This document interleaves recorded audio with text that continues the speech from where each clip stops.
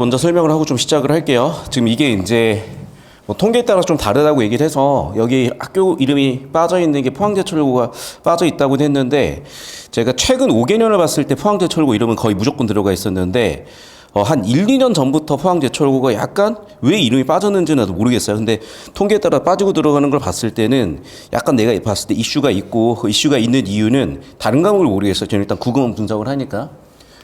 자, 여기 있는 순서는요, 물론 이제 공부를 잘하는 학교고, 원래 공부를 잘했던 애들이 들어간 학교고 다 맞는 얘기인데, 그거 이상으로 문제를 많이 타요.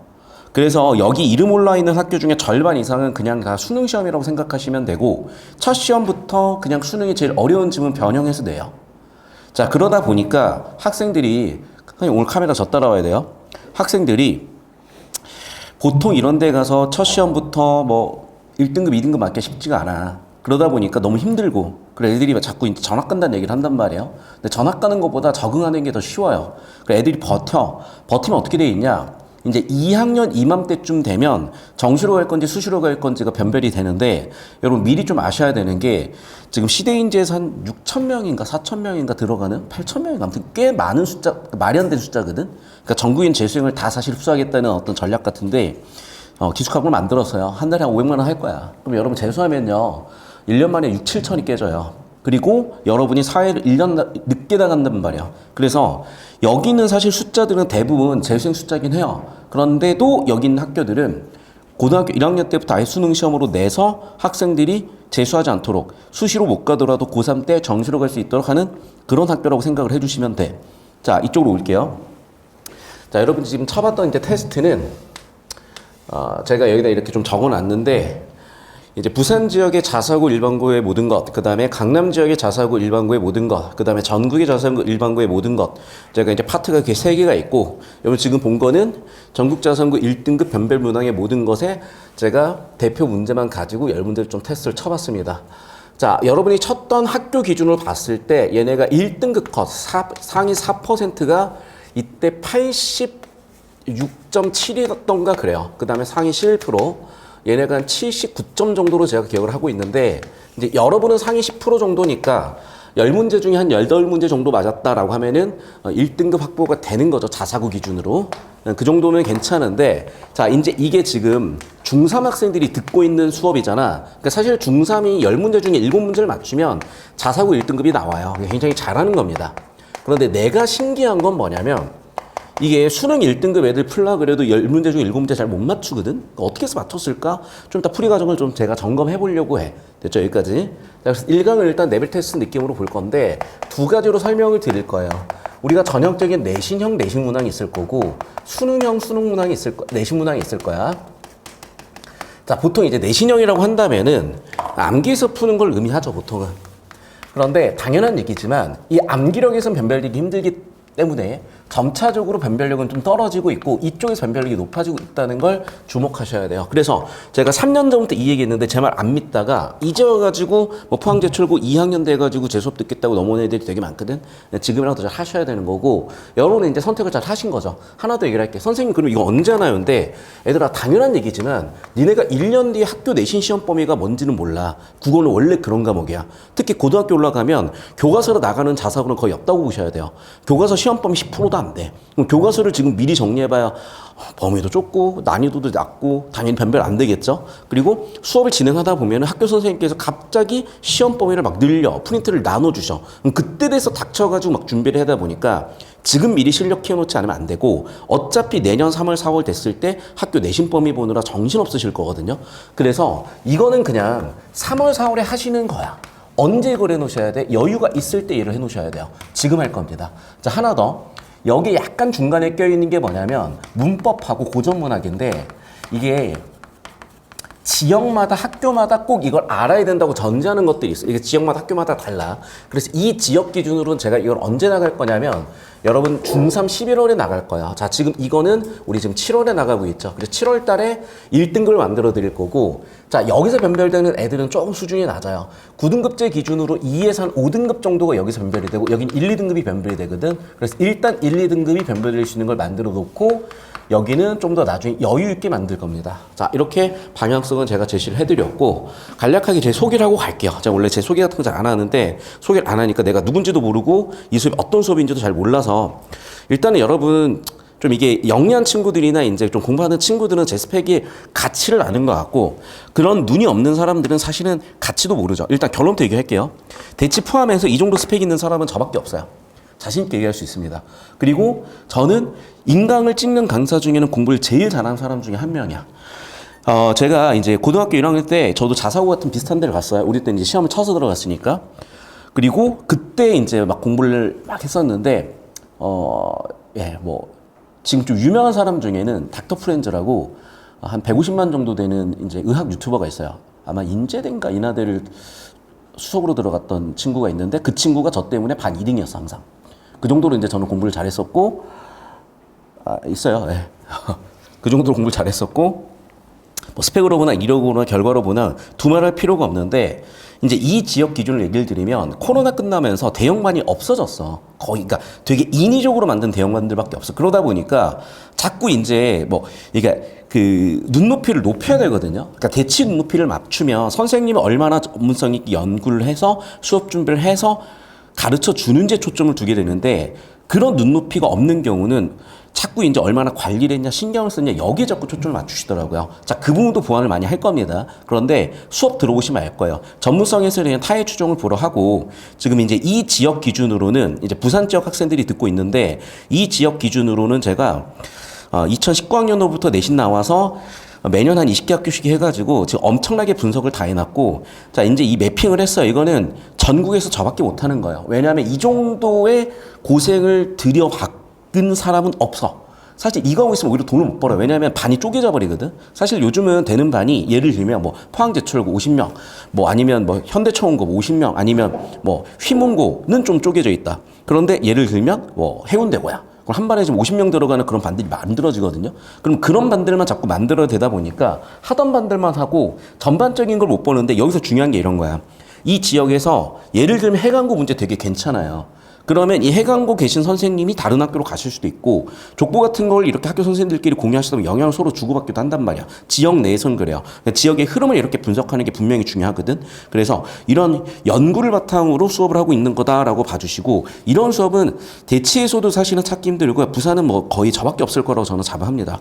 자, 이쯤 제 간략한 소개를 이제 끝냈고, 좀 더 자세히 해야 되니? 갑자기 감사합니다. 예, 박수가 치실 필요는 없는데, 예, 오랜만에 좀 박수를 또 받아서 기분이 좋네요. 읽어보시면 알죠? 그냥 대략. 읽어보시면 알 것 같고, 당연히 전공자고 서울대 나왔고, 공부도 잘했고, 이런 준비가 되어 있는 강사다. 이 정도 말씀드리고 싶었던 거고.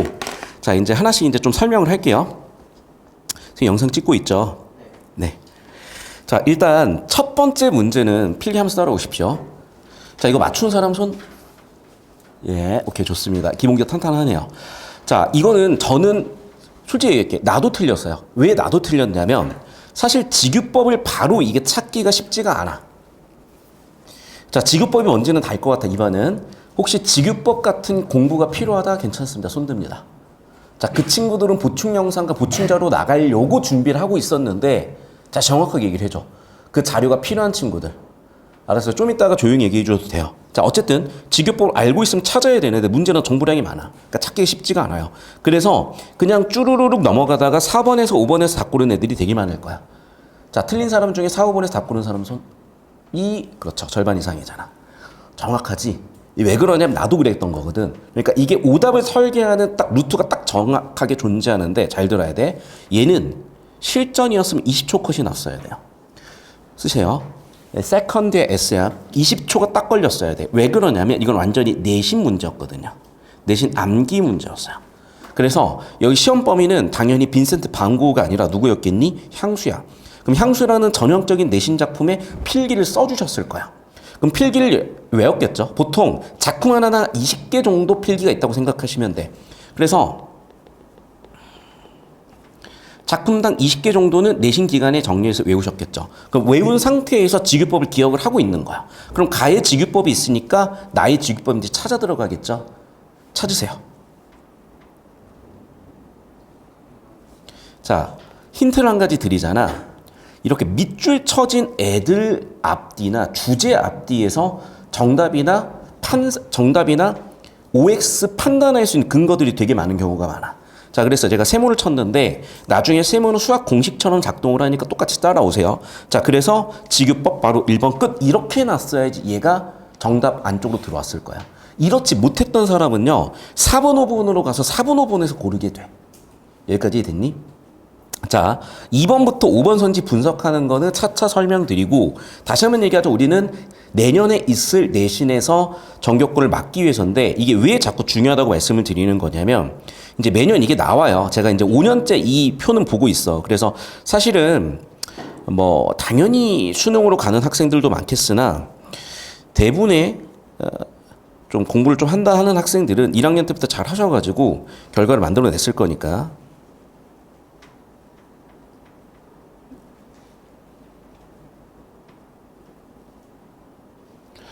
자, 그래서 이제 이 입결 기준을 다시 한번 설명을 드릴게요. 자, 예를 들면 해운대고야. 여기 인원수가 150명이거든요. 상위 10%면 15명만 1등급 받는다는 얘기예요. 그런데도 54명이 나왔다는 거는 나머지 40명이 어떻게 갔다는 거니? 재수해서 갔다는 얘기거든. 자, 그런데 재수해서 갈 생각 하지 마시고 현역으로 정시로 뚫을 생각을 하셔야 돼. 실제 그게 가능한 학교니까. 커리큘럼 자체가 사실상 수능 커리큘럼이라고 생각하셔도 무방하고. 자, 그런데 여러분이 아니라던데요. 뭐 외울 게 필요하다던데 그거는 다시 한번 얘기한다. 얘들아, 거기서 분별되는 애들은 1등급, 2등급, 3등급, 4등급, 5등급 제도에서 또는 9등급 제도에서 사고력으로 분별되는 애들이 당연히 여기야. 암기력으로 분별되는 구간이 여기야. 그러니까 많은 학생들이나 많은 학원에서는 외워야 돼요라고 얘기할 수가 있어. 근데 그 게임은 여기 게임이야. 어차피 여기 있는 애들은 재수 삼수예요. 그러니까 다시 한번 얘기한다. 자꾸 뭔가를 외워서 정리하는 여기서 변별되지 않는 학교들이기 때문에 기본적으로 자사고는 지금 공부 방법을 잘 하시고, 자, 그렇다고 내년 올라가서 암기하지 말라는 게 아니야. 내년 올라가면 저도 그냥 무조건 암기해요. 아시겠죠? 그러니까 외울 건 외우시고 생각할 건 생각하셔야 되는데 얘는 주기법이라는 개념을 암기한 상태니까 어렵지 않게 20초 만에 풀렸다요. 자, 그 다음 문제인데요. 자, 얘도 사실은 암기야. 얘도 20초 컷이야. 자, 사실은 여러분 이 보기는 함정이에요. 밑줄을 보셔야 돼. 참신하고 새로운 언어인데 가작품에서 참신하고 새로운 언어라고 학교 선생 필기가 있었던 거야. 그러니까 사실 니네가 이거를 10문제 중에 7문제를 맞추는 거 대단한 거예요. 얘는 뭘 얘기하는 걸까? 내신 개념? 푸셨으면 알잖아. 이걸 뭐라 그러지? 시적 허용이라고 하죠. 그래서 시적 허용 파란 찾았던 학생들은 어렵지 않게 바로 푸셨을 거야. 자, 그래서 정답은 디귿 나오셨어야 돼요. 자, 그런데 여러분 아시는지 모르겠지만 보통 50분 치르잖아. 문제가 30문제 정도 돼요. 그러니까 한 문제에 길어봐야 여러분 1분 30초 못 준단 말이야. 그러니까 우리가 지금 10문제 정도 줬으면 15분 컷이 났었어야 되는 거거든. 근데 사실은 10분을 더 드렸잖아요. 뭐 그래서 정답률이 더 나왔다고 볼 수 있겠으나 제가 그 부분은 내신 개념을 보정해가지고 그 정도 시간을 드린 거니까 어쨌든 그걸 감안하더라도 여기 있는 친구들은 고등학교 진학해서 국어 1등급이 매우 높은 확률로 기대되는 친구들이야. 여기까지 정리 끝나셨죠? 자, 필기 끝나셨으면 별 내용 없으니까 넘어갈 건데 이제 여기서만이 변별됐을 수가 있어. 왜 그러냐면 자, 이게 자, 내신형과 수능형을 구분하셔야 돼요. 자, 내신은요 오답이 시비가 없어야 돼. 그러니까 필기 기준이야. 그리고 답을 하나로 그냥 정해버려. 자, 반면에 수능 기준으로는 논란이 있으면 안 돼. 그래서 수능 기준으로는 좀 더 정답의 범위가 넓어요. 자, 수능 기준을 파란색으로 좀 설명을 해드릴게. 이게 제가 이제 서울대 졸업하기 직전에 이제 4학년 수업을 듣다가 저는 이제 학교를 꽤 오래 다녔었기 때문에 이제 동생들이 자꾸 이제 뭐 가지고 싸우고 있더라고. 선생님 이거 세팅하셔야 돼요. 이거. 맨날 싸우고 있더라고 애들이. 지금 해주세요. 뭐 때문에 싸우는지 봤더니 이것 때문에 싸우고 있는 거야. 자, 봐. 자, 밤바람 소리 말을 달리고를 당연히 심상인데 어떤 심상이냐? 자, 원관념과 보조관념으로 쪼개볼게요. 그러면 원관념은 뭐래요? 소리가 들리는 거겠지. 원관념은 청각. 말을 달리다를 눈으로 볼 수 있으면 시각. 그래서 원관념이 청각의 시각화라는 공감각적 심상이라고 대부분은 설명을 하는데 서울대면 얘들아 서울대 4학년이면 가장 전문성 있는 집단이야. 생각을 해봐. 1년 뒤면 임용될 사람들이요. 그러면 교사들 중에서도 서울대 국어교육과 출신들이야. 그러니까 가장 전문성 있는 집단에서 뭐라고 싸우고 있냐. 자, 소리라는 건 청각인지는 알겠어. 그런데 말을 달리는 건 시각뿐만이 아니라 청각으로 들을 수도 있고 울리잖아요. 촉각으로 들을 수도 있는 거 아니야? 이걸 굳이 청각이 시각화라고만 가르쳐야 되는 이유는 뭔데? 이게 수능적 사고야. 수능에서는 얘를 이렇게까지 고민하길 원해요. 근데 이러면 내신에서 난리 나겠지. 그래서 정리한다. 내신에서는 얘가 정답입니다. 반면에 수능에서는 셋 다 고려하는 게 정답이에요. 그러니까 내가 사고력이라는 게 뭔지 알겠죠? 사고력은 여러분 경우의 수야. 자, 봐. 감각은 몇 가지가 있지? 시각, 청각, 후각, 미각, 촉각 5가지 감각이 있어요. 그러면 말을 달리고라는 정보가 5가지 감각 중에 어떤 정보에 해당할 수 있는지 경우의 수를 생각하는 애들이 수능에서 좋은 점수를 받는다는 건데 점차적으로 문제가 이쪽으로 가고 있다고 생각을 하셔야 되니까 여러분 지금 여기까지 사고를 딱 열어놓으시고 내신 기간에서는 딱 집중해서 가는 거야. 내가 한 학생의 사례를 들려드리면 이 친구가 중2 때 수능 수업을 듣겠대요. 대구였어. 이게 대구랑 지금 대구가 아까 봤죠. 대구가 되게 특이해요. 인구수 대비 제일 학교를 잘 가. 그러니까 여기가 지금 대구가 되게 잘하고 있는 거거든. 대구 트렌드 중에 하나가 뭐냐면 중학교 때 수능 공부를 해요. 그러니까 얘가 중2 때 갑자기 고3 수업을 듣고 싶대. 중2가 끼어들면 안 되잖아. 그래서 테스트를 해봤더니 되게 잘해. 들으라고 했어요. 그래서 중2 때 고3 수업을 들었고 얘가 중3 때 이미 고3을 끝냈잖아. 그러니까 내가 재수반 수업이 따로 있었어. 얘는 재수반 수업을 들었어. 그래서 현대초원고 가서 지금 전교 4등이에요. 고1인데 현대초원고 전교 4등이면 애들아 현대초원고 69명이 의대를 간다. 현대초원 전교 4등이면 얘는 서울대, 연대의대, 가톨릭대 의대 같은 인서울 의대 레벨이에요. 근데 얘가 혼자서 내신을 하다가 선생님 문학하고 문법은 감도 잡혔고 되어 있는데 독서 감각이 떨어져서 안 되겠어요? 라고 하면서 저한테 요청을 하시더라고요. 다시 한번 얘기한다. 그래서 중학교 때 이걸 해놓고 오셔야 돼. 자, 여러분이 지금 중3 때 시작하시지만 제가 압축커리로 잡아드릴 거 잘 따라오시면 되겠고 자, 여기까지 이해되셨습니까? 자, 그럼 잘 들어야 돼. 내신이니까 청각이 시각화로 잡아야 돼. 자, 그럼 봐. 자, 여기서 원관념은 뭐예요? 비가 온다야. 자, 그런데 주어지는 정보 상황을 봐야 돼. 경우의 수를 봐야 되더라. 상황은 어둠이죠. 어둠이기 때문에 원관념이 시각일 수가 있어, 없어? 없지. 이해됐니? 자, 내신이지만 사고력이야. 다시 한번 얘기한다. 원관념은 비가 온다인데 어둠이기 때문에 시각일 수는 없다니까. 그러면 자, 눈을 감았는데 봐봐. 시각 정보가 없는데 비 오는 건 촉각 아니면 청각이잖아요. 근데 봐. 우리가 굳이 비를 맞으러 들어갈 필요까지는 없잖아. 그럼 일반적인 확률로 봤을 때는 뭐일 확률이 높아? 청각일 확률이 높아. 그런데 그거를 뭐라고 표현했어? 적신다라고 표현했어. 그럼 봐. 어둠이라는 거는 잘 들어. 시각 정보기는 하죠. 됐니? 자, 그럼 어둠을 적신다고 했으니까 청각이 뭐라고 했을까? 그렇지. 시각화라고 한 거네. 그래서 기억 판단이에요. 그런데 미리 얘기한다. 이 판단이요, 여러분. 2, 30초 안에 나야 돼. 5개 판단해가지고 얘에다 2분 이상 쓰면 안 되잖아. 많아봐 2분 20초? 2분 30초? 그러니까 무슨 얘기냐. 이 정도 판단이 안 되면 이미 얘는 허수야. 그러니까 여기서 20초 컷이 안 났다. 여기서 30초를 넘겼다. 이미 허수 판독이 걸리신 거예요. 자, 어떻게 하시면 돼? 연습하시면 돼. 근데 다행이네. 잘하는 애들이 희한하게 모여있네. 자, 계속해서 두 번째 볼게요. 자, 얘는 약간의 논란의 여지가 있어요. 그런데 학교 선생님끼리 이렇게 판단해버리신 거야. 야, 여기는 직유법이야.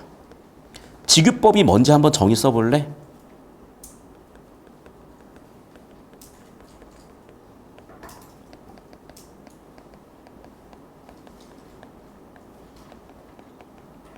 이렇게 해서 직유예요. 비유의 매개어가 직접 드러난 비유야. 여기서는 비유의 매개어가 뭐야? 듯이지. 뭐뭐 하듯. 됐어? 그래서 학교 선생님께서 이거를 직유법으로 보신 거야. 근데 이거 엄밀하게 공간각도 심상에 넣을 수 있거든요. 그런데 일반적인 내신 공간각도 심상에서는 빼신 거야. 내신 기준으로 설명한다. 수능 기준은 아니야. 사실 수능 기준으로 죽순이 돋듯은 시각이야. 죽순이 돋는 건 어떻게 보? 시각을 보지. 이해됐어? 그럼 봐봐. 지금 뭐야? 죽순이 돋듯 물소리잖아. 그러니까 사실은 물소리는 청각이고 죽순이 돋는 건 시각이니까 이걸 시각의 청각화라고 설명하는 선생님도 분명히 계세요. 근데 여기 학교 기준으로는 뭐라고 보신 거냐? 물소리가 원관념이야. 물소리 원관념은 뭐야? 청각. 이가 시리다는 뭐예요? 시린감각. 그렇지. 촉각으로 본 거야. 그래서 청각의 뭐라고 봤다? 촉각화라고 봤어요. 그런데 아까도 설명드렸다. 뭐라고요? 물소리를 원관념으로 봤는데 죽순이 돋듯 이걸 시각으로 보겠다면 뭐가 되는 거야? 청각의 시각화도 될 수 있어. 그런데 내신에서 자꾸 이제 가능성을 염두에 버리면 변별할 수가 없고 평가가 안 되고 논란이 자꾸 생기니까 학교 선생님께서는 이걸 아예 언급을 안 해주시든지 인정 안 하실 거야. 그러니까 좀 엄밀한 공식으로 이렇게 좁혀서 보실 수가 있겠고 물소리 원관념은 청각, 이가 시리다, 보조, 촉각. 그래서 청각의 촉각화, 그래서 니은이 틀렸다고 하신 거예요. 기억은 괜찮고. 자, 그 다음에 디귿에 쓰인 공간각 있습니까? 없어요. 그치만 뭐는 있어? 향기니까 후각은 있지. 푸른 이끼는 뭐야? 시각이지. 스치다는 뭐야? 촉각이지. 이렇게 감각이 어디 있어? 나열되어 있다. 연쇄되어 있다라고 합니다. 공간각과 상관이 없고. 자, 4번 선지 이제 볼게. 얘는 뭐야? 햇살, 따뜻한 햇살이야. 따뜻하다야. 촉각만 나와 있죠. 햇살이 어떤지 시각적 정보는 없지. 그 다음에 꽃향기는 뭐야? 후각이지. 얘도 뭐야 그러면? 감각의 나열과 연쇄가 되는 거야. 디귿하고 리을 똑같은 겁니다. 자, 마지막 미음인데 자, 여기 원관념은 뭐야? 풀벌레 소리가 원관념이었어요. 그런데 봐, 이걸 발길로 차려면 그러니까 이게 나는 여전히 논란이라고 보는데 발길로 차다? 눈에 보여야 발길로 차겠지. 그리고 우리가 공을 찰 때 촉각으로 느끼지만 시각으로 볼 수 있잖아. 그래서 원관념은 뭐야? 소리, 청각. 발길로 찼다? 뭐라고요? 촉각. 됐어? 아니, 저기 시각. 그래서 청각의 뭐가 됐다? 시각화가 됐다. 그래서 정답은 기억 미음이다.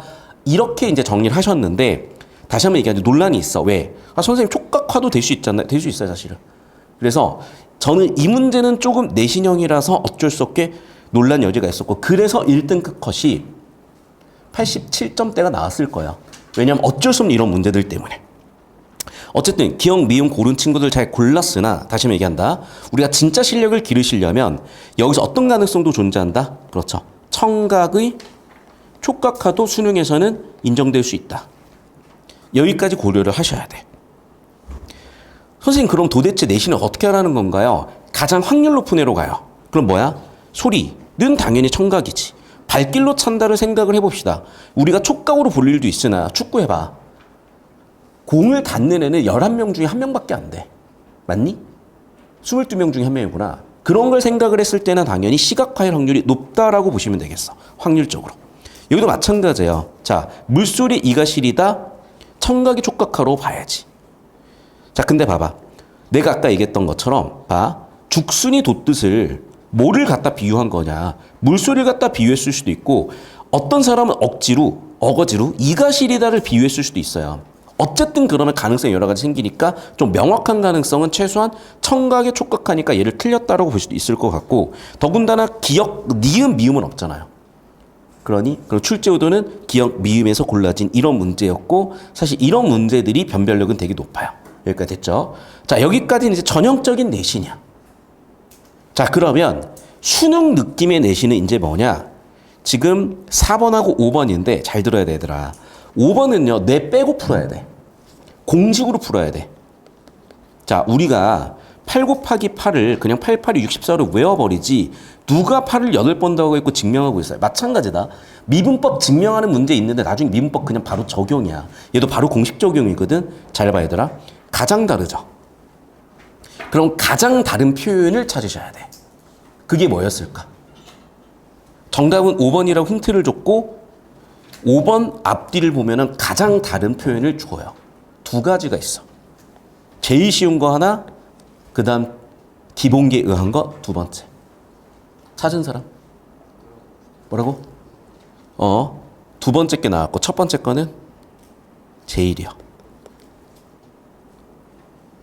가장이라는 단어랑 바꿔 쓸 수 있는 거는 제일이야, 얘들아. 밑줄 친 소재, 작품에 쓰인 소재 중 얘가 제일 다르잖아. 그럼 가장 다른 거 찾으려면. 그럼 당연히 제일 다르다, 뇌 빼고 이게 정답 끝이야. 두 번째 설명해 줄게요. 자, 우리가 감자가 좋은지 나쁜지는 몰라. 그리고 감자는 때때로 개그 소재로 쓰여요. 야구 좋아하니? 갑자기 감자 던지고 있더라. 봤어요 혹시? 요시사전 때? 그럼 봐. 감자를 먹는 건 좋은데 어떻게 먹었어? 말없이 먹었잖아요. 진흙을 어떻게 했어? 털지 않았잖아요. 식탁이 어떻게 돼 있어? 삐걱거리잖아. 그럼 얘들아, 지금 여기 나와 있는 거는 전부 다 식사와 관련된 상황들에서 자, 여유가 있어 보여요? 되게 여유가 없어 보여요? 그렇지, 여유가 없는 상황을 준 거잖아. 아, 그럼 우린 여유가 없지만 먹고 살만했어요, 그런 얘기를 하고 싶은 거 아니면 힘들었단 얘기를 하고 싶어? 그래, 힘들었단 얘기를 하고 있잖아요, 지금. 자, 그럼 얘들아, 자, 처럼 보이죠? 그러면 손이 굵어져 있다는 거는 노동을 많이 해서 고생을 했다는 얘기일까, 편하다는 얘기일까? 당연히 노동을 많이 해서 고생을 했다는 얘기죠. 그럼 여기까지 전부 다 힘들게 살았다는 얘기야. 그럼 그 중에 유일하게 부드러운 애는 빗줄기밖에 없잖아. 그래서 두 번째 단서는 뭐야? 아, S는 주어, subject, 서술어 V, verb라고 쓴 거고 문장 구조를 잡아주시면 의미관계가 명확해지니까 두 가지 기술을 드린 거예요. 그럼 정리하면 이제 이겁니다. 우리가 두 가지로 판단할 수 있겠는데 첫 번째는 의미를 명확하게 봤어. 어떻게? 문장 구조를 잡아서. 두 번째는 부사어 중에 이렇게 얘가 다르다는 걸 알려주는 게 있어. 그래서 정답 5번 끄는 겁니다. 되셨죠? 여기까지. 자, 그 다음에 필기 다 되셨죠? 자, 얘도 약간 내신이랑 등등해서 판단하셔야 되는데 고생하셨을 거예요. 음성상징어도 찾아야 돼, 시적 허용도 찾아야 돼, 통사구조 반복도 찾아야 돼, 촉각적 심상도 찾아야 돼, 부정어 반복도 찾아야 돼. 힌트를 드릴게. 여기서 제일 출제 확률이 높은 개념어는 통사구조 반복과 심상이에요. 왜냐면 여러분, 자, 시의 3요소가 뭐지? 시의 3요소. 운율, 심상, 함축이야.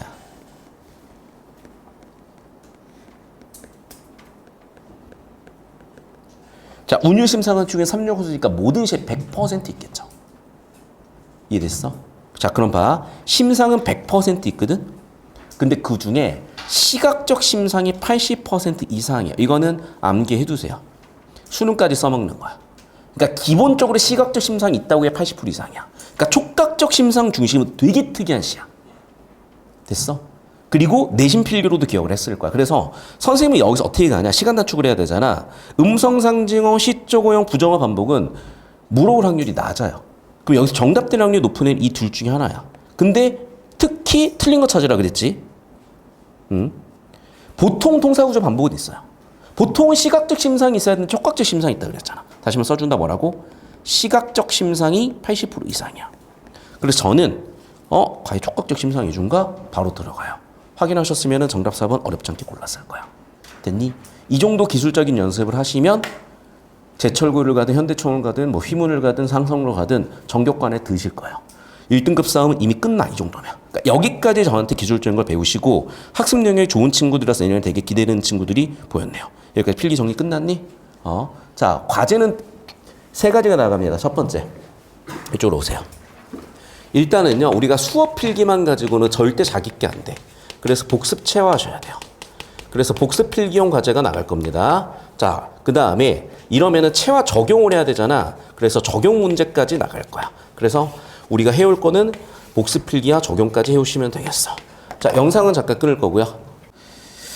자, 여러분, 이번엔 제가 독서 위주로 나가려고 준비를 하고 있는데 어쨌든 문학도 이 느낌을 보셔야 되거든요.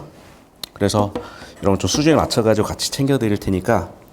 자, 우리가 시를 읽을 때요, 물론 이제 이미 내신에서 배웠고 안다면 상관이 없는데 처음 보는 작품도 풀어야 될 거 아니야. 여기서 다 변별해야 된단 말이야. 자, 그러면 중요한 건 이거예요.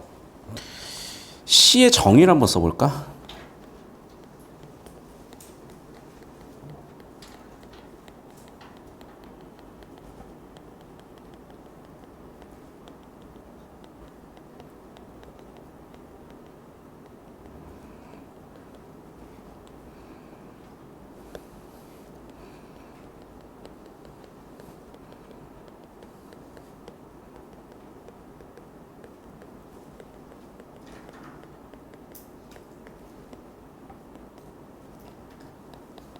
당연한 얘기지만 외우셔야 되겠죠. 자, 그럼 첫 번째 시에서 물어보는 거는 시적 화자예요. 자, 시적 화자는 경우의 수가 크게 1번 드러나 있냐 드러나 있지 않냐야. 근데 드러나 있을 때 화자니까 당연히 1인칭이어야 될 거 아니야. 근데 3인칭인 경우도 있어요. 그 다음 하나 더 뭐냐면 작가랑 같은 경우도 있고 작가가 아닌 경우도 있어요. 그래서 그냥 경우의 수를 기계적으로 계산을 하면 6가지가 나와. 자, 그런데 여러분 이거야. 당연히 이제 작가랑 동일하냐 다르냐 효과가 있겠죠. 그 다음에 1인칭으로 드러나냐 3인칭으로 드러나냐에 따라 효과가 또 있겠지. 그걸 알고 계셔야 돼. 근데 잘 봐 얘들아. 1인칭으로 드러났으면 주관적이야 객관적이야? 당연히 주관적이지. 3인칭으로 드러났으면 주관적이야 객관적이야? 당연히 객관적이지. 자, 그럼 봐 여러분. 내가 감정을 표현한대요. 보통 사람들이 예를 들면 길 가다가 어디에 꽝 하고 부딪혔어. 그러면 그냥 아프다 정도로 느낄 거 아니야.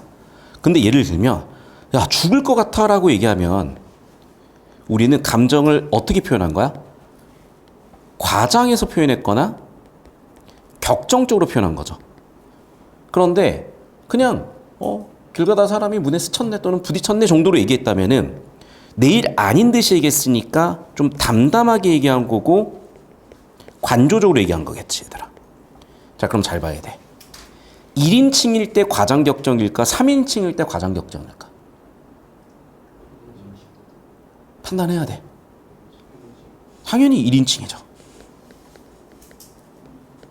됐어? 1인칭일 때 과장격정이야. 자, 그래서 내가 방금 왜 이거를 고치라고 말씀드렸냐면 7번에 2번에 그러면 한 단어가 틀렸다는 게 이제 보였죠. 이제 니네가 찾아. 7번에 2번에 한 단어 뭐가 틀렸는지 찾으세요. 선생님은 사실 이 수업을 되게 하고 싶었어. 근데 이 수업이 되는 애들은 기본적으로 1등급이야. 니네는 지금 평균이 1등급인 애들이야. 머리가 좋은 애들이야. 아, 선생님 전 머리가 안 좋은 것 같은데. 아니야, 괜찮아. 따라오다 보면 100개다 보면 똑같아져요. 혹시 한 단어 뭐가 틀렸는지 정확히 알겠는 사람 손? 뭐예요? 그렇지. 다 가르쳐줬잖아 얘들아. 봐봐. 근데 정말 잘 봐야 돼. 격정한 단어가 틀렸거든? 왜냐면 얘들아 봐봐. 객관적이면 격정적으로 표현하는 거야? 담담하고 관조적으로 표현하는 거야? 그래. 객관화했으면 당연한 얘기지만 담담하고 관조적이잖아요. 이렇게 보면 꽤 쉽죠. 근데 이게 막상 실전 들어가고 막 이것저것 내신에서 외울 게 많아지고 암기 위주로 공부해서 생각하는 힘이 안 길러져 버리면 변별이 다 되는데 갑자기 이제 제 수업 소문이 잘 났나 봐요. 되게 잘하는 친구들이 잘 들어왔네. 됐죠? 여기까지. 오케이. 그러면 독서 수업도 느낌 있게 해볼 수 있을 것 같은데 얘기해줘야 돼. 어려우면 얘기해줘야 돼. 그러니까 저는 여러분이 버틸 수 있는 최고 난이도까지 끌고 갈 거예요. 이 수업은. 그러니까 버틸 수 있을 때까지 얘기해 주시고 너무 어려우면 꼭 얘기해 주셔야 돼. 자, 혹시 이거 좀 어렵다. 따라오기 힘들다. 좀 이따가 한 명 하면 좀 물어볼게요. 자, 그럼 다시 돌아가서 우리가 이런 문학 작품들 읽어 나갈 때 당장 시의 정의 첫 번째 시적 화자에서 한 문제 변별됐다는 거 보였죠. 그럼 당연히 화자를 물어보면 두 번째 뭐를 물어볼 수도 있겠어? 청자를 물어볼 수도 있어요. 세 번째는 자신의 생각이나 감정은 주제입니다. 네 번째 운율은 심상은 함축은 표현법은 이렇게 7가지 출제 요소들이 있는 거야. 내신 공부하시면서 이렇게 7가지 출제 요소들을 스스로 찾아 쓰는 연습을 하셔야지 내년부터 서술형 자사고에서 전교권을 찍으실 거야. 여기까지 필기 이해되셨죠? 그래서 이거 분석하는 연습도 우리가 중간중간은 들어갈 건데 일단은 독서를 어디까지 좀 쳐내볼 수 있냐도 되게 중요한 영역이거든요. 왜냐면 이제 독서까지 정복이 돼버리면 해운대고 이런 데를 가더라도 5등 안에 들어. 전교 5등 안에. 이제 여러분 선배들 기준으로는 해운대고 갔으면 전교 사실 5등 안에 들어야죠. 왜냐면 전교 5등까지가 사실 1등급이었으니까. 근데 여러분부터는 전교 15등까지가 1등급이니까 여유는 좀 있긴 해. 그래도 어쨌든 전교권 싸움을 하려면 기본기는 키워놔야 되는 거니까. 자, 다시 돌아와서 여기까지 정리되셨어요? 자, 그러면 우리가 시를 읽을 때 어떻게 읽어야 되는지 설명을 드릴게요. 구조적으로. 항상 처음에 시작을 하는데 이제 고등학교 때부터는 시작하는 부분을 촉발, 환기 이런 단어를 써요. 시작한다, 촉발한다. 자, 그럼 봐. 차디찬 아침으로 시간으로 촉발을 했고 묘향산행 승합자동차라 그랬으니까 공간으로도 촉발을 했어요. 그런데 자, 봐. 시공간을 세팅하고 나서 뭐가 보였냐면 계집 아이라는 인물이 보여요. 그러면 봐. 세 번째 줄부터는 전부 다 누구에 대한 얘기야? 내 정보야. 그렇죠. 여기 전부 다 계집아이 정보죠. 자, 그러면 우리는 여기까지 한 문장으로 뭐라고 정리할 수 있냐면 이렇게 정리할 수가 있을 것 같아. 가. 주어. 목적어. 서술어. 시적 하자는 시적 대상을 동사한다. 자, 그런데 봐. 시적 화자는 시적 대상 여기서 누구예요? 그렇죠. 계집 아이를 뭐 하고 있어? 그렇죠. 보고 있잖아. 오감 정보 중에 시각 정보로 관찰했잖아요. 굉장히 잘하는데? 어디서 공부를 한 애들처럼 이거를? 너무 잘하는데요, 여러분? 아, 저는 여러분 객관적으로 얘기를 해요, 항상. 1등급 기준으로 못하면 못한다. 1등급 기준으로 잘하면 잘한다거든. 굉장히 잘하시네. 여기까지 정리되셨죠? 자, 그 다음 봐봐. 그랬더니 이제 뭔가 흐름이 한번 바뀌어요. 왜? 지금까지는 관찰을 했는데 드디어 뭐가 나오냐면 감정 정보가 나와. 자, 여러분 시의 주제는 감정이기 때문에 감정 정보 딱 나오면 딱 집중을 하셔야 돼요. 자, 그럼 봐. 시적 대상은 운다죠. 그러면 전 여기다 이렇게 써줄 것 같아. 계집아이가 운다예요.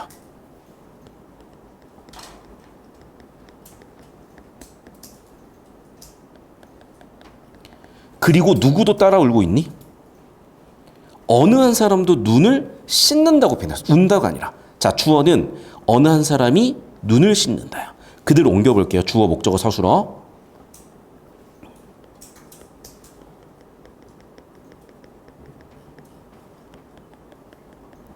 자, 그럼 여러분 그 어디에도 어느 사람이 운다라고는 안 되어 있지만 맥락상 글을 쓴 사람의 의도상 얘는 뭐겠어? 운다는 얘기겠지. 그리고 봐봐. 아까 이미 승합차는 텅 비어 있다며. 텅 비어 있으면 지금 누가 타고 있어? 시적화자가 이미 타고 있지. 맞잖아. 내가 타고 있어야 텅 비어 있는 걸 알지. 그러면 내가 타고 있고 누가 한 명 더 탄 거야? 계집아이가 탔죠. 그럼 계집아이가 우는 걸 보고 같이 눈을 씻은 사람은 누구밖에 없겠어? 그렇지. 확률적으로 얘는 시적 화자였겠죠. 확률적이야, 얘들아. 시적 화자를 1인칭인 화자를 뭐로 표현했어? 3인칭으로 표현했잖아요. 이해됐니? 자, 그리고 마지막 뭐라고 끝나냐? 다시 한번 계집아이가 어떻게 살았을지를 뭐하고 것이다 라고 뭐하고 있어? 계집아이의 삶에 대해서. 것이다. 추측. 그래서 마지막 정리하면 시적 화자는 계집아이를 뭐하고 있어? 추측하고 있죠. 자, 그럼 얘들아 잘 봐야 돼. 이 가시는요, 풀이과정, 수학의 풀이과정처럼 정리하잖아. 크게 세 파트로 정리할 수가 있어요. 맞죠? 왜냐면 이제 니네가 이걸 구분하는 걸 잘 몰라서 그런 거야. 이제 배우시면 돼, 저한테. 왜 그러면 봐봐. 처음 시작을 했는데 결국 계집아이를 설명하기 위한 시, 공간, 인물 세팅이잖아. 그리고 계집아이에 대한 얘기를 어디까지 했어? 여기까지 했죠. 그럼 결국에는 계집아이를 관찰했다는 한 문장으로 끝이고, 두 번째, 계집아이가 울고 나도 울고라는 감정에 대한 정보 두 번째고, 마지막 세 번째는 계집아이를 추측했으니까 크게 세 덩어리야. 그럼 크게 세 덩어리가 이렇게 가는 거야. 시적화자는 계집아이를 관찰했다. 계집아이가 울고 시적화자는 어느 한 사람도 눈을 씻는다. 시적화자는 계집아이를 추측한다. 이렇게 세 덩어리야. 자, 그럼 봐. 7번 문제의 정답이 여기서 나왔죠? 두 번째에서. 왜? 시적화자는 1인칭인데 뭐로 표현했어? 3인칭으로 표현해놨지. 3인칭으로 표현해놨으니까 주관적이야, 객관적이야? 객관적이죠. 그런데 객관적인데 격정적이라고 해놨으니까 틀렸다는 거 보였을 거고 2번. 자, 하나 더. 첫 번째랑 세 번째를 한마디로 정리하면 뭐야? 시적화자는 계집아이 또는 시적 대상을 관찰하고 추측했죠. 정답 4번이네. 관찰하고 추측했죠. 시적 대상인 계집아이를. 4번 끝. 무슨 말인지 알겠어요? 그러니까 정답을 만드는 공식을 설명드린 거고 그 공식을 바탕으로 정답 어떻게 찾아가는지를 설명드린 건데 자, 지금 선생님이 보여주는 기술은 그냥 전국 1등 레벨이라고 생각하시면 돼요. 전국 수석 레벨이 이렇게 푸는 거야. 똑같이 하시면 돼요. 그런데 선생님 이해가 안 돼요. 당연히 이해가 안 되지. 왜? 내가 축구를 하는데 손흥민하고 똑같이 하라는 거고 요즘 야구 누가 잘하냐? 안현민이 제일 잘하냐? 야구를 하는데 제일 잘하는 누구랑 똑같이 하라는 거거든. 근데 얘들아 당연하지. 너희가 그 분야에서 잘하려면 제일 잘하는 사람 거를 보고 배워야죠. 그런데 봐봐. 투수의 투구 폼이 다 달라요. 무슨 얘기인지 알겠어? 그러니까 제일 잘하는 사람 거를 보고 배우되 그 과정에서 자기만의 뭔가도 나올 거야. 그런데 나 그런 거 모르겠고 내 멋대로 할게는 아예 프로 레벨에 못 가는 거야. 그러니까 프로 레벨에 가기 위해서는 제일 잘하는 사람 거를 보고 배우는 안목도 필요하다는 거고 그 안목이 있으신 학생들은 왜 정답이 4번인지 왜 정답이 2번인지도 바로 보이셨을 거야. 여기까지 이해되셨습니까? 자, 솔직히 얘기하자. 이해가 되는 편이다 손. 괜찮아. 이해가 되는 편이다 손 번쩍. 돼요 이게? 너무 잘하는 척 하시면 안 돼. 그럼 더 어려워져. 너무 잘하는 척 하시면 안 돼. 더 어려워져. 자, 그 다음에 8번, 9번, 10번을 설명드릴 건데요. 자, 일단 10번부터 털면요. 그냥 얘는 이거야. 선생님이 이제 작품의 주제를 정리해 주신 건데 일제치하에서 조선 민중들이 얼마나 핍박을 받았는지가 가의 주제야. 그래서 배려가 아닌데 왜 그러냐면 내지인은 일제시대 일본인을 의미해요. 이거 외우시고 왜 일본인을 의미했냐면 일본이 이렇게 있었고 이렇게 있었으면 일본 기준에서는 여기가 안쪽 땅이니까 내지고 나머지 식민지는 전부 다 외지였던 거야. 그래서 내지인 하면은 일본인이고 일본 본토고 외지인 하면 전부 다 어디였겠어? 식민지 사람들인데 조선인을 뭐라고 불렀냐면 줄여서 선인이라고 불렀어요. 그래서 선인, 내지인 이런 단어들이 나오면 다 일제시대야. 그렇기 때문에 내지인이라고 했잖아. 그러니까 일본인들이 돈을 대신 내줬어? 그걸 다 긍정적으로 보지 않았기 때문에 배려라고 보지 않았다. 그래서 정답은 1번 끝이었어요. 일단 여기까지 됐니? 자, 되셨으면 이제 두 문제 남았거든? 자, 이 두 문제는요. 고3 1등급한테 풀려도 틀려. 되게 어려운 거야. 그래서 사실 이거는 이해할 거라고 내가 기대하고 수업을 하는 건 아니에요. 그런데 하시면 여러분 레벨은 그냥 차원이 다른 레벨이야. 자, 이제 하나씩 좀 설명을 드릴 건데 자, 일단 지금 나라는 지문을 볼게요. 나라는 지문에서 제일 중요한 건 이건 것 같아. 주제는 당연히 오랑캐꽃이죠. 자, 그럼 질문. 한마디로 정리해보자. 나의 주제가 뭘까? 써보실래요?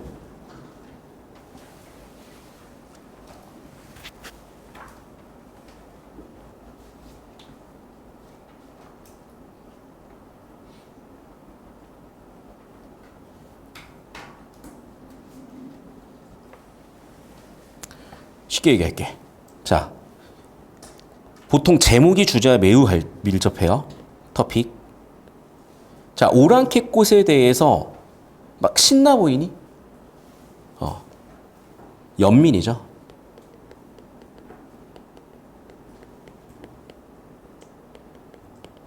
연민이 뭐야? 좀 불쌍해 보이고 공감이 되고 이런 걸 연민이라고 하지. 혹시 그러니까 잘 모르겠으면 나중에 설명해 줄게 얘들아. 자, 근데 봐봐. 여기에 주체는 누구예요? 오랑캐죠. 오랑캐는 굴러가 버렸죠. 오랑캐는 쫓겨갔죠. 오랑캐는 돌볼 수 없이 가버렸죠. 그럼 봐. 안악은 가족이죠. 우두머리는 공동체죠. 집은 뭐야? 그렇죠. 의식주.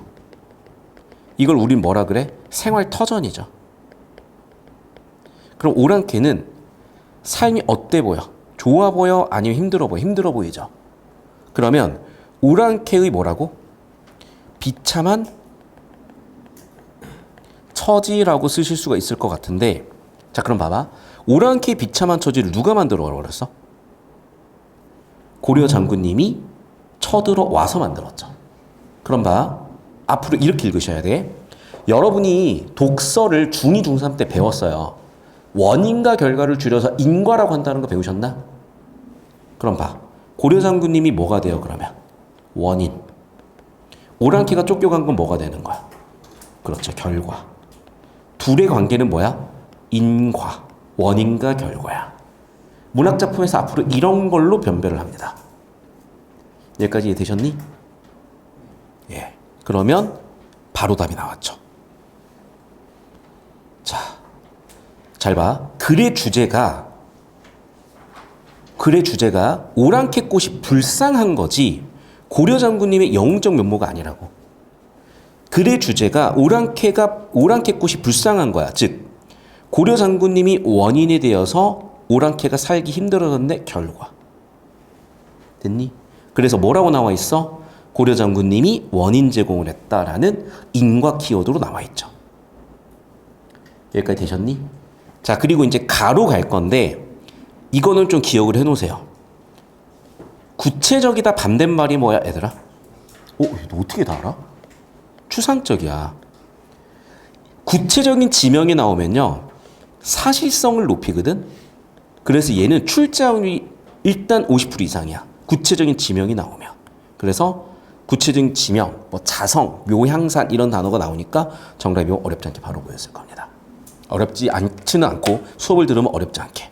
된 여기까지 잘 필기하시고, 지금 10문제다 너무 좋은 문제를 같이 보고 있는 거고요. 카메라 이쪽으로 올까요? 자, 여기 기준으로 잡아주시면 돼요. 됐죠? 여기까지. 얘들아, 좀 빠르고 어렵게 나가고 있거든요. 그래서 이 수업 어려운 건 너무나 당연한 거고, 근데 오늘 첫 수업이어가지고 제가 좀 여러분 어떤 수준을 보고 있는 거예요. 그래서 일단 어렵게 한번 해봤고, 다음 주부터 이것보다는 조금 쉬워질 건데, 좀 이따 한 명 하면 저희가 또 난이도를 물어볼 거니까. 자, 이제 우리가 9번 문제 보기를 볼 건데, 그냥 같이 읽어볼게요. 이제 고전 작품 읽는 것도 우리가 하긴 해야 되니까. 그러니까 얘들아 봐봐. 이게 내년에 자사로 갔을 때 여러분이 치는 시험 레벨이야. 뭔 말인지 알겠지? 그러니까 준비할 게 꽤 많다는 얘기고, 같이 읽어볼게요. 봄이 왔는 만리에 옛 나그네는 난, 전란, 전쟁이겠죠? 그치거든 어느 해에 돌아갈까? 강성의 기러기 높이 정하여서 북으로 날아가서 내 애간장을 그치노라 이렇게 된 거야. 자, 그러면 지금 여기 주어진 정보를 저렇게 뿌려놓으면 처리가 안 돼요. 자, 무슨 얘기냐?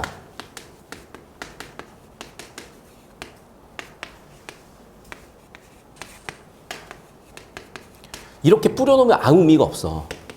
근데 얘는 그냥 이렇게 처리가 되니?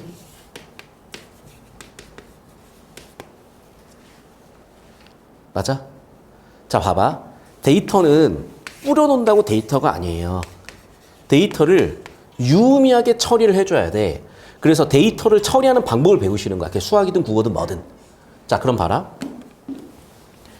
지금 항상 내가 아까 얘기했죠. 시에서 일단 뭐가 있어야 돼? 시적 화자를 잡으셔야 돼. 자, 이 작품의 시적 화자는 누군 것 같아요? 시적 화자의 생각을 표현하는 게 시야. 이 작품의 시적 화자는 누군 것 같아? 그럼 감정이 있어요. 맨 마지막에 나와 있는데. 애를 긋는다. 그래. 누구의 애를 긋고 있어, 지금? 그렇지, 나그네겠죠. 그럼 시적하자는 여기서 누구야? 나그네야. 자, 두 번째는 시적하자의 상황을 잡아요. 자, 나그네라는 상황에서 이미 얘는 고향에 있어요? 고향 밖에 있어요? 고향 밖에 있죠. 맞니? 그리고 두 번째, 시적 대상이 있으면 찾는 거야. 어려운 게 없어, 얘들아. 잘 봐. 자, 우리가 뭔가 문장을 잡자면 주어, 목적어, 서술어잖아. 그러니까 화자가 있으면 화자가 뭔가 대상, 관찰, 대상이 있겠지. 자, 그럼 시적 대상은 누군 것 같아? 그렇죠, 기러기죠. 자, 기러기의 현재 위치 어디예요? 나그네랑 동일해. 됐어? 중요한 건 이거야. 지금 장소 시적 하자와 시적 대상의 공통점과 차이점에서 공통점은 고향 밖에 있고 기러기도 나그네 눈에 보이니까 같은 곳에 있는 거야. 여기까지 공통점이야. 그런데 둘의 차이점이 보이죠. 둘의 차이점 뭡니까? 자, 얘는 고향으로 돌아갈 수 있어, 없어? 돌아갈 수 있어 보여, 없어 보여? 얘들아, 복귀 가능성이 있으면 애를 그칠 필요가 있을까, 없을까? 고향으로 갈 수, 잠깐만 다시 한번 얘기할게요, 여러분. 이거는 약간 전형적인 주제인데, 여러분 이걸 좀 못 느끼실 수가 있어요. 그런데 보통은 여러분, 고향이라는 곳은 첫 번째는 내가 적응이 완전히 끝난 공간이야. 두 번째는 가족같이 내 편이 있는 곳이야. 세 번째, 어린 시절부터 친구가 있어서 내 편이 있는 곳이야. 고향이 아닌 곳에 있으면 전부 다 이방인이에요. 그럼 이방인은 적응도 안 돼 있고 가족도 없고 친구도 없으니까 삶이 매우 고달파요.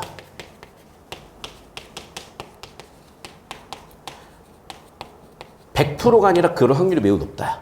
여기까지 됐니? 자, 그럼 봐. 시적 하자는 이미 고향 밖에서 되게 고달프고 왜 고향으로 복귀 불가능해? 전쟁이 있잖아. 난이 그치지 않았잖아. 복귀 가능해, 불가능? 불가능하죠. 됐어? 그런데 봐라. 시적 대상이 기러기는 원하는 곳으로 갈 수 있어요, 없어요? 그렇지. 이게 바로 출제 포인트 정답이에요. 시적 하자는 이동의 가능성이 없고 얘는 이동의 가능성이 있잖아. 됐니? 표 그리셨으면 이 작품 해석이 끝났고 그럼 정답이 나와요. 저 따라오십시오. 자, 뭐라고 나와 있냐? 3번. 객관적 상관부를 활용하여 공간의 변화를 드러냈다, 아니면 공간 변화의 가능성을 드러냈다. 봐봐. 여기서 객관적 상관부는 기러기야. 기러기는 현재 공간의 변화가 아니에요. 왜? 눈에 보이잖아. 그런데 앞으로 기러기가 원하는 공간으로 변할 가능성이 있죠. 근데 시적 하자는 변할 가능성이 없지. 그게 바로 시적 하자가 괴로운 이유가 그게 바로 주제거든. 자, 근데 미리 얘기할게, 얘들아. 여기까지 2레벨을 이해하면 그냥 수업 들을 필요 없이 얘는 전부 수석이에요. 그러니까 여러분이 지금 이 9번 문제 해설은 이해가 안 될 수도 있고 어렴풋이 잡을 수도 있어. 괜찮아. 왜냐면 다시 한번 얘기할게. 저는 지금 이게 자사고는요 1학년 때부터 수능 1등급 나온 애들이 수두룩해. 자사고 내신 1등급은 당장 수능청도 1등급이에요. 그렇기 때문에 여러분이 지금 중3인데 3년치를 뛰어넘은 거야. 이 레벨이 다 되고 있다는 건. 그래서 지금 그걸 만들어가고 있기 때문에 너무 급히 갈 필요는 없고 일단 이 정도 필기만 일단 해놓으시면 되겠고. 자, 잠깐 저 진짜 잡아주세요. 자, 이제 미리 얘기할게요. 지금 우리가 지금 제가 제시하는 레벨은 자사고의 정교권이야. 정교 10등 안에 드는 레벨이야. 그러니까 당연히 어렵겠죠. 자, 두 번째. 근데 우리가 지금 시간적 여유 있으니까 지금 하나하나 만들어 가시면 돼. 자, 세 번째. 일단 수업 이해도가 한 70% 정도만 돼도 괜찮아요. 그래서 제가 좀 이따가 한 명 한 명 좀 물어볼 테니까 오늘 수업 난이도 어쨌는지 이런 거 알려주시면 좋겠어. 자, 고생들 하셨고 영상은 잠깐 끊을게요, 선생님. 자, 봅시다, 여러분. 자, 우리가 독서 지문을 접근할 때는 일단은 제가 이렇게 세 가지를 좀 설명을 드릴게요. 자, 일단 여러분 어떻게 풀어야 될지 모르니까 나름대로 읽고 푸시 돼. 수업 내용을 들으면서 제가 하나하나 좀 기술적인 거나 개념적인 거 가르쳐 드릴 거고, 그 다음 지문에 적용을 해볼게요. 그리고 이제 제가 중간중간 물어볼 때 이제 피드백이 되게 중요한데, 아까 한 학생이 뭐라 그랬냐? 아, 선생님 수업은 이해가 되는데 내가 써먹을 수 있는지는 모르겠다. 자, 이제 이 부분이거든. 그러니까 여러분, 지금 여러분이 다루는 대부분의 지문은 그냥 고3 레벨이에요. 근데 국어가 왜 이런 일이 벌어졌냐면 수학하고 달라서야. 잠깐 이쪽 한번 와볼까요? 여기 기준 이쪽으로 좀 잡아주세요. 자, 얘들아, 예를 들면 너희가 배우려나? 삼각함수의 미분을 배운다고 치자. 그러면 일단 쪼개서 봐야 되죠. 미분을 배워야 되잖아. 그럼 미분을 배우려면 일단 다항함수의 미분을 배워야 돼요. 자, 그럼 다항함수의 미분을 배우려면 일단 다항함수가 먼저 알아야 되고 미분은 뭐지? 순간 변화율의 극한이야. 그러면 여기는 또 극한을 배워야 돼. 여기는 다항함수를 또 배워야 되겠죠. 그럼 여러분 다항함수는 뭐야? 차수가 자연수인 함수를 다항함수라고 하잖아. 그럼 차수가 자연수인 다항함수는 중2 때 너희가 1차 함수를 배웠고 중2 때 1차 함수, 중3 때 2차 함수를 배웠죠. 그리고 아마 중1 때 정비례 반비례 함수를 배웠을 거야. 자, 그리고 봐봐. 삼각함수도 쪼개보잖아. 여기 이제 초월함수라고 하는데 뭐 초월함수까지 갈 건 없고 일단은 삼각비를 가지고 함수를 만들어야 되니까 삼각비를 배워야 돼요. 삼각비 언제 배웠지? 중3 때 배웠죠. 그럼 삼각비를 배우기 위해서는 삼각형을 배워야죠. 그리고 삼각형을 하기엔 도형의 기본인 점선면 같은 거 배우셔야 되겠지. 그리고 이거는 중1, 중2, 중3 때 이렇게 배워가시는 거잖아. 잘 봐. 그러니까 기본적으로 우리가 고등학교 3학년이 돼서 또는 2학년이 돼서 다루는 삼각함수의 미분을 하기 위해서는 이렇게 밑에서부터 쌓아가는 게 있단 말이야. 그런데 센중이었나? 너희 1학년 때 시험 범위가 윤선도의 5구가였을 거야. 그리고 왜? 맞냐? 고3 때도 5구가야. 무슨 얘기인지 이해 돼? 그러니까 윤선도의 5구가는 중1 때도 시험이고 고3 때도 시험이에요. 그럼 도대체 이 중간에 뭐가 낑겨 있길래 똑같은 작품을 배우냐는 거지. 그러니까 무슨 얘기 알겠어요? 그러니까 너희가 잘 이해를 해야 되는 게 무슨 얘기냐면 선생님이 수업을 하는 건 여기를 가르치고 있는 거야. 근데 너희는 예를 들면 내가 지금 중3이니까 이 정도면 됐지. 나는 뭐 아직 선행 못했으니까 차근차근 하겠지. 이렇게 여유 있게 생각을 하는데 제가 자꾸 국어 수업을 하면 어쩔 수가 없어요. 여기를 가르칠 수밖에 없어. 왜? 어차피 여기서 가르치는 오후가나 여기서 가르치는 오후가나 똑같잖아요. 그런데 이 차이는 있어. 중학교 1학년 때 배우는 오후가는 직유법을 찾으세요. 은유법을 찾으세요. 상징을 찾으세요. 라고 묻겠지. 근데 잘 들어. 중1 때 이걸 이미 했는데 왜 고3 때도 이걸 묻고 있겠어요? 그런데 많은 사람들이 이걸 고3 때도 묻고 있다고 착각을 하겠지. 어떤 경우가? 얘들아, 너무 당연한 거야. 자, 나중에 여러분 정규분포란 걸 배우거든요. 모든 건 평균에 수렴해. 자, 평균에서 표준편차 하나 떨어져. 확률이 0.34야. 자, 그럼 봐. 상위 16%예요. 그럼 1등급 안에 못 들었어. 봐. 상위 4%, 상위 11%, 9등급제 수능 기준으로도 여러분 어쨌든 수능은 9등급제로 갈 거니까. 그럼 1등급, 2등급 안에 들려면 상위 4%, 상위 11%예요. 그럼 표준편차가 최소한 2개 이상 떨어져 있어야 되거든. 너희들이 자꾸 듣고 다니는 얘기가 어떤 수준의 얘기겠냐? 여기 수준의 얘기예요. 그러니까 여러분의 기대치를, 여러분의 스탠다드 어디다 맞춰야 되면 여기다 맞춰야 돼. 그러니까 선생님은 기본적으로 수업을 할 때 여기 맞추고 가요. 왜? 여기로 갈 애들은 가야죠. 자, 그런데 여기로 갈 애들은 가고 못 갈 애들이 있어. 근데 걔네들도 얘들아 똑같아. 너희가 지금 당장 1000년 뒤로 가면 저기에 살고 있을 거야. 너희가 지금 당장 1000년 전으로 가도 저기에 살 거야. 그 얘기야. 우리 인간은 결국 적응하거든요. 그러니까 자꾸 힘들어가지고 여기에 멈춰버리면 별 볼 일 없어져요. 다시 한번 얘기한다. 우리는 어떤 분야에선 탁월해져야 그걸 먹고 사는 거야. 그러니까 여러분이 일단 공부로 탁월해지려고 이 자리에 계신 것 같고, 공부로 탁월해질 사람들이 이렇게 하는 거다를 보여드렸기 때문에 우리가 첫 수업이잖아요. 그래서 첫 수업 듣자마자 포기하시면 안 돼요. 선생님, 제가 혼자서 못할 것 아니요, 전혀. 왜냐하면 다시 한번 얘기할게. 지금 너희 눈앞에 있는 사람은 축구로 치면 손흥민이 지금 축구 연습시켜주고 있는 거고, 피겨로 치면 김연아가 지금 하고 있는 거야. 그럼 월드 클래스 가서 하는데 뭐 대단한지는 알겠는데 저는 못할 것 같아 이렇게 당연히 나오는데 아니요, 하셔야 돼요. 너희도 그 레벨은 당연히 될 수 있는 재능이 있는 친구들이기 때문에 하셔야 되고, 봐봐. 김연아 선수가 초등학생 앞에서 굳이 트리플 악셀 안 할 이유는 없거든요. 근데 초등학생 앞에서 트리플 악셀을 딱 했어. 그럼 초등학생 당연히 보자마자 어떻게 하는지 알겠는데 저는 못할 것 같아요. 당연하지. 근데 그거는 초등학생이니까 그렇게 얘기할 수 있는 거고 3년 뒤, 6년 뒤에는 여러분도 하고도 남을 거고 청출어람 할 거다. 그리고 저는 없는 얘기는 안 하는데요. 다시 얘기하자면 이 자리에 앉아있는 학생 평균은 제가 고3 됐을 때 더 이상 가르칠 게 없는 학생이 될 가능성이 매우 높아요. 그러니까 지금 잘 버티고 한번 따라오셨으면 좋겠고 자 이쪽으로 오겠습니다. 자 이게 첫 술에 배부를 수는 없으나 차근차근 이제 해보시면 돼. 자 이제 이걸 해가시는데 구체적으로 설명을 드릴게요. 우리가 수능형 지문을 풀어나갈 때 1단락의 역할은 제가 터픽 세팅의 약자로 TS라고 줬고 주제 제시라고 해놓을 거야. 그리고 2단락에 똑같은 뭔가가 반복이 되면 주제가 연결이 되고 있거든요. 자 그러면 여러분 나름대로 제가 틀을 만들어 놨으니까 여러분 나름대로 한 문장으로 요약을 하시든 뭔가 끄적끄적이시든 다 좋으니까 자 이제 받으신 프린트 한 장 넘겨보시면 여백이 되게 많을 거예요. 거기다가 여러분 나름대로 한번 써보세요. 첫 번째 여러분 나름대로 써. 두 번째 여러분 나름대로 문단별 주제를 정리하든 뭐를 하든 해놓고 고개 들고 보시면 자 깔끔하게 모범 답안을 써놨을 건데 당연히 모범 답안을 처음부터 그렇게 쓸 수는 없고 오늘부터 한 지문씩 하시면 내년 이맘때쯤 돼 있으면 여러분 레벨이면 네 여러분 동기들 중에서는 타 클래스로 가 있을 거야. 자 한번 써보십시오.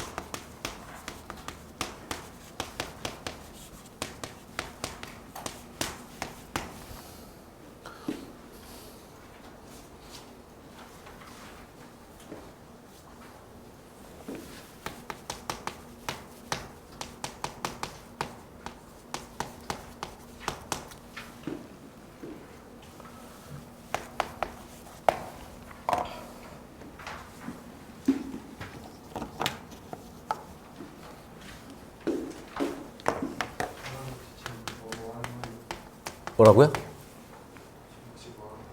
문단별로 요약을 하시거나 예, 문단별로 요약을 하시거나 아니 모르겠으면 그냥 제가 쓰는 거 쓰세요.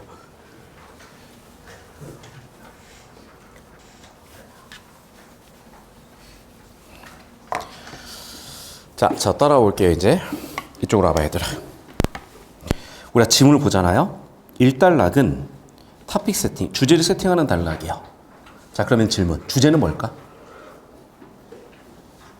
당연히 집합의례인데 왜 집합의례냐면 1번 반복이 돼요. 2번 강조되거나 뒷받침돼요. 자 그럼 보면 알겠지만 따옴표로 강조가 됐고요.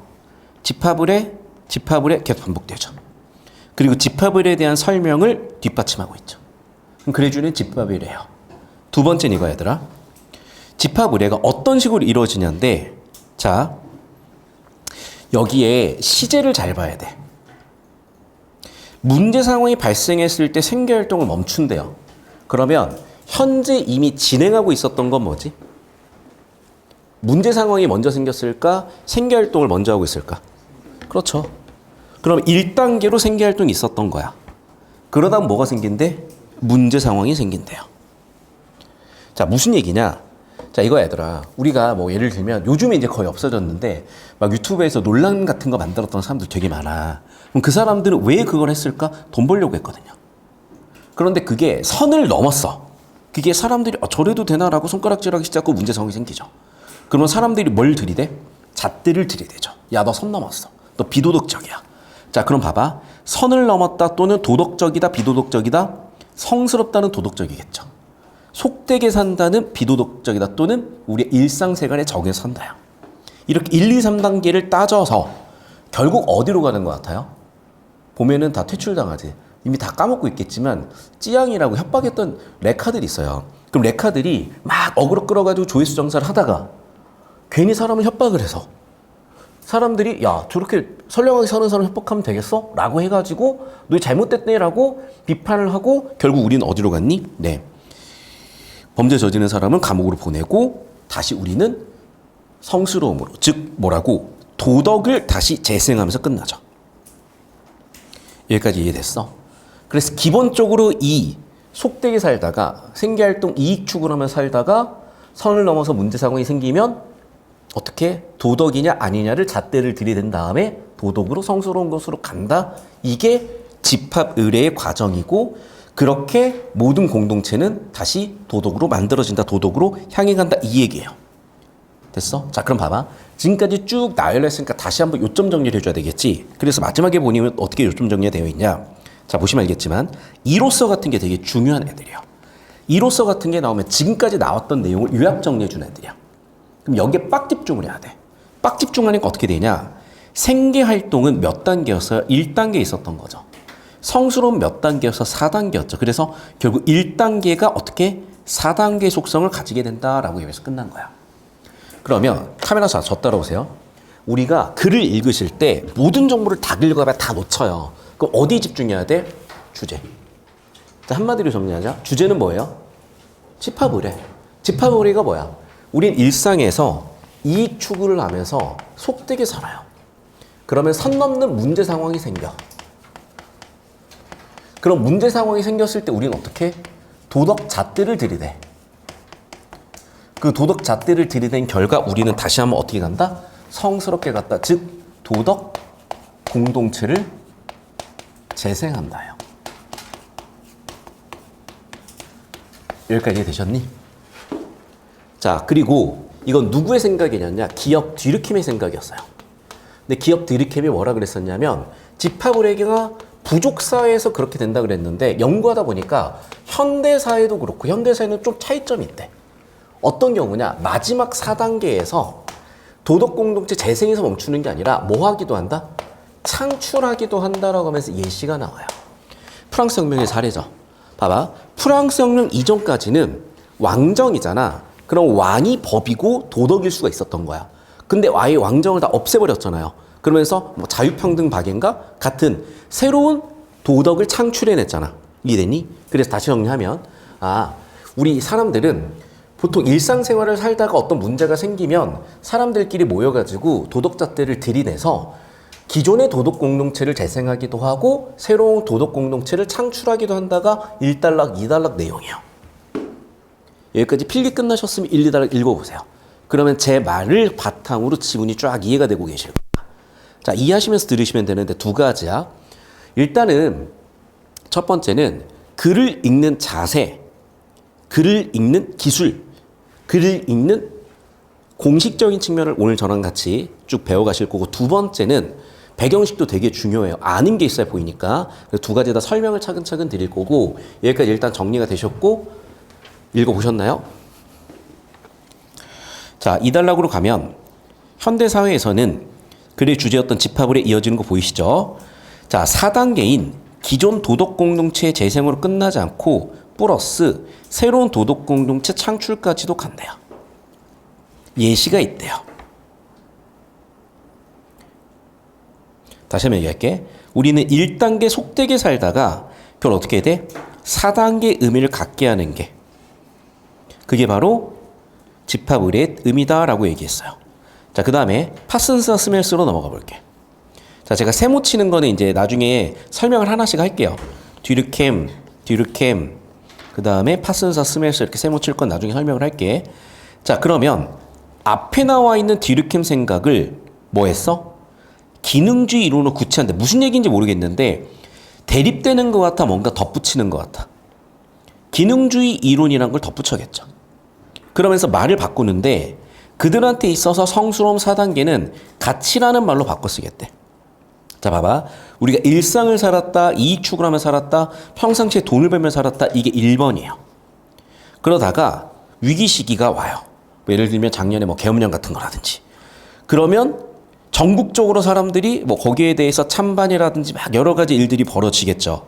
자, 그럼 봐봐. 그게 옳으냐 그르냐 싸우는 게 뭐야? 바로 3단계는 성과 속이에요. 우리는 나중에 차차 설명을 할게. 그 사피엔스라는 책을 보면 민주주의를 종교라고 정의를 할 거야. 그러니까 작년에 계엄을 하고 나서 왜 갑자기 탄핵이 됐냐면 우리는 민주주의라는 종교를 믿고 살고 있거든. 그럼 민주주의라는 종교를 믿고 있는 사람들한테 있어서 계엄은 용납이 안 되는 거였기 때문에 그래서 사실은 지금 같은 이제 일들이 벌어진 거야. 다시 이제 볼게요. 그러면 1번. 자, 어떻게 살고 있어? 사람들은 평상시 삶으로 살고 있어. 2번. 위기 시기가 터졌어. 그랬을 때 성가 속의 대립 갈등의 끝에 결국 어떻게 되니? 이 가치라는 게 올라와서 전국적으로 일반화된다. 다시 1. 속된 일상에서 사람들은 가치를 추구하지 않고 1. 자기 이해관계 속에서 살아가요. 그러다가 2단계 위기 시기가 오게 되면요. 사람들은 3단계 성 vs 속의 결과 어디로 가니? 4단계 가치 축으로 간다는 거야. 그걸 집합 의례라고 한다 그랬었고 결국 어떻게 되니? 사회통합이 회복되는 4단계. 그리고 이거는 우리가 아파도 가만히 있어도 이제 이렇게 우리가 재생이 되잖아요. 그런 것들처럼 어떻게 된다? 항상 그렇게 된다라고 설명을 하면서 끝납니다. 여기까지 한번 필기 좀 따라오시고 이 내용을 요약 정리하면 이렇게 되는데 잠깐 저 따라오세요. 자, 이제 조금 어려운 점은 이거야. 약간 수준 차이가 있어요, 여러분들이 지금. 그래서 어떤 학생은 수업이 딱 적당할 거고 어떤 학생은 수업이 좀 많이 어려울 거거든요. 다시 한번 제가 오늘 테스트를 쳤고 다음 주, 그러니까 그리고 오늘 첫날이다 보니까 OT부터 해가지고 여러분 파악부 테스트 좀 할 게 많았어. 다음 주에는 조금 난이도가 조절이 될 거고 미리 과제가 나갈 거라서 오늘 같은 체감 난이도는 아닐 거예요. 자, 다시 이제 이어서 볼게요. 3단락에서는 니은, 파슨스와 스멜스 얘기를 하고 있거든. 얘네도 똑같아. 1단계 우리는 속되게 살아간다는 거야. 일상을 살아간다는 거고 이해관계라는 거는 이윤 추구 이런 걸 얘기해요. 그 다음에 문제 상황이라는 단어 대신에 위기시기라는 단어를 쓴다 그랬고 그 다음에 3단계 성이라는 단어 대신에 가치라는 단어를 쓰기로 했다는 거야. 그리고 4단계 다시 뭐라고? 성이라는 단어 대신에 가치라는 단어를 쓰고 가치가 위로 올라오는 가치 일반화가 되더라. 그리고 여기의 특징은 뭐냐면 항상 그렇더라요. 여러분 항상성이라는 거는 수학용어로 기억을 하세요. 이건 확률 100%를 의미합니다.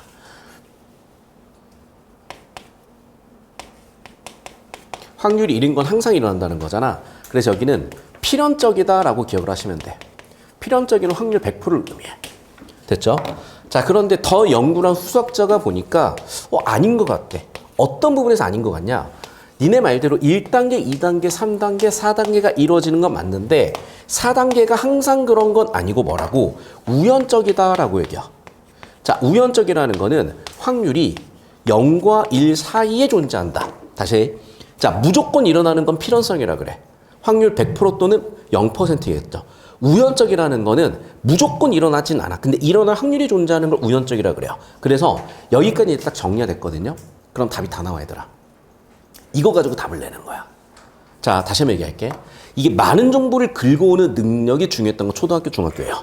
고등학교 때부터는 시간 안에 처리할 수 없을 정도로 많은 정보를 던지니까 거기서 중요한 정보를 짚어내는 게 중요하고 중요한 정보는 당연히 주제겠죠.